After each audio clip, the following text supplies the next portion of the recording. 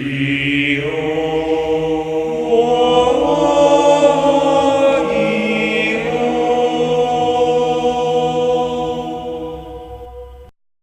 morning, YouTube, and today we have ice barrier frog Paleozoics, or as I like to call, frozen frogs, because they involve ice barriers and frogs, and it's just pretty cool shenanigans. Let's hop into it. Starting off, we have triple of the Duick of the Ice Barrier. This guy is one of your key components to winning of this deck. It's just really strange, I know, but so long as you can only control level 2 or lower monsters, he can attack directly. And he's a tuner. It's really kind of weird. But he's, a lot of times if you win, you'll be off of him because you also play wetlands in this deck, which is fun and spicy. To go on with him, we have 3 of Richard Pryor, the Ice Barrier. This is obviously used to get extra special summons. You can go into your links, you can go to your Xyz, and it just gives you your Duick a little bit more oomph. And with wetlands, he's a 22 beat stick. Obviously nothing too much to complain about. Very much a great engine in this deck. Next, rounding up our Ice Barriers, we're in 3 Cryomancer of the Ice Barrier. Obviously, he's not your best option, and it's very conditional, because level 4 or higher monsters cannot control as long as you control another Ice Barrier. But he's definitely another name that you can search out with your deck, another target for Richard Pryor. But currently, I think in the format, he's not too terrible to main deck, and it's definitely something you can swap out for another different idea.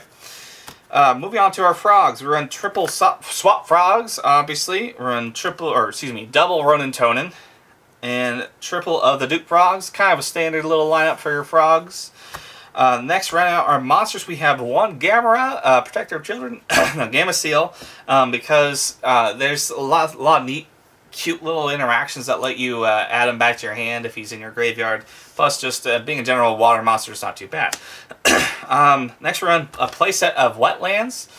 This card is fantastic in this deck. All level 2 or lower water type aqua monsters, or is this level 2? Yeah, all aqua water monsters gain 1200 attack, and that's each of your monsters except for Gamma Seal in your main deck. So that's fantastic. It is. Duick comes out as a 2400 beat stick that can attack directly. It's not too bad, and in my opinion, it gives you a strange aggression to frogs and Paleozoics. It's kind of weird.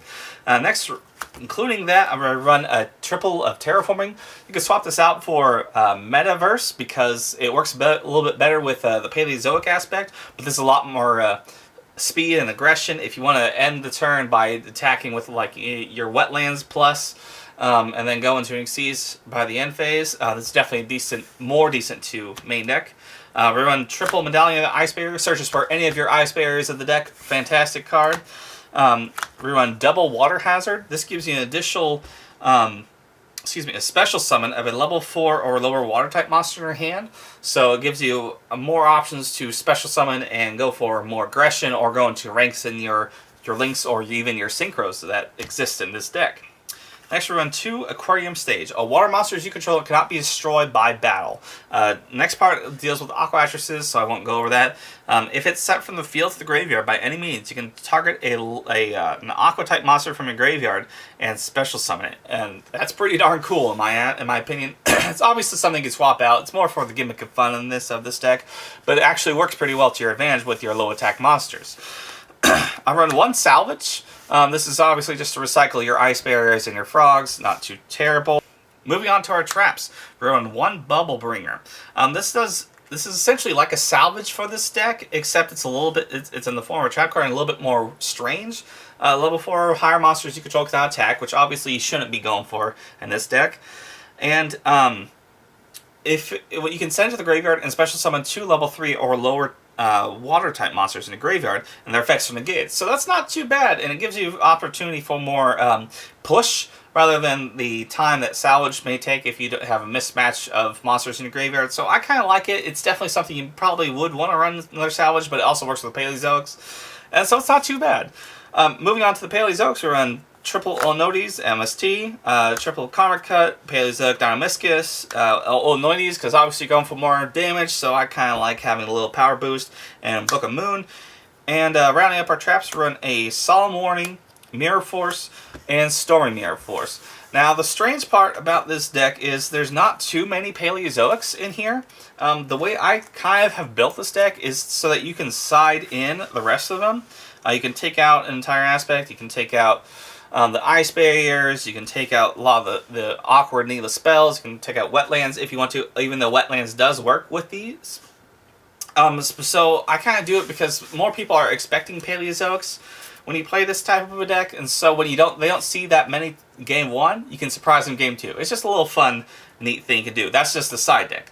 The extra deck is kind of fun. We run 2 Mistar Boy because it's a water deck and it's fantastic for that. 2 Herald of Arclight because you have 3 tuners or excuse me, 6 tuners in the deck, so it's kind of a nice little alternative to Totally Awesome if you can't get your hands on it. 1 Bryonic because this deck can make Bryonic. I mean, it's pretty fun. 2 Totally Awesome. I kind of like it just at 2 because it recycles itself and you have other options in this deck, so you don't need Toad as much. 1 Anomakaris. Obviously, he's not as great without your side deck thing, but he's still an option if he's there.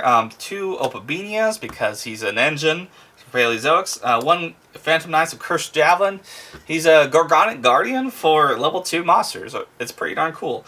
Sky Cavalry Centura, Crumble Logos, Cat Shark, and Herald of Pure Light. This is kind of fun because you do run a heavy monster lineup, and so it lets you recycle some of those, but you can definitely swap it out for a Digesto Phoenix, which is definitely a more expensive option, but an option that does exist out there. And that's going to wrap up my Ice Barrier Frog Paleozoic, or as I like to call Frozen Frogs.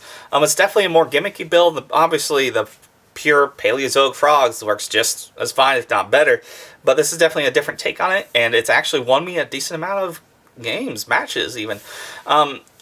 Another interesting thing that you can do with it is you might even try the Nimble Beaver, like Sunfish thing. Those are kind of fun to throw with it. I wanted to take a different aspect to Paleozoics because if you've watched my original Paleozoic profile, it's purely Azoics. And Ice Barriers are definitely something you don't see often in the meta, so I kind of wanted to use them and throw them into this kind of an option. And it works kind of great. Special summons like crazy. You can go into rank 2s, you can go Lynx, you can go into your Bryonic, which is something you wouldn't think you would hear too much in Paleozoic Ice Barrier Frogs. I mean, obviously that names itself is kind of strange, but it's a different take on a deck that's doing decently well right now, and I hope you take it and try, and there's obviously some tweaks you can put to it to make it your own. Anyway, thank you very much, and have a great day.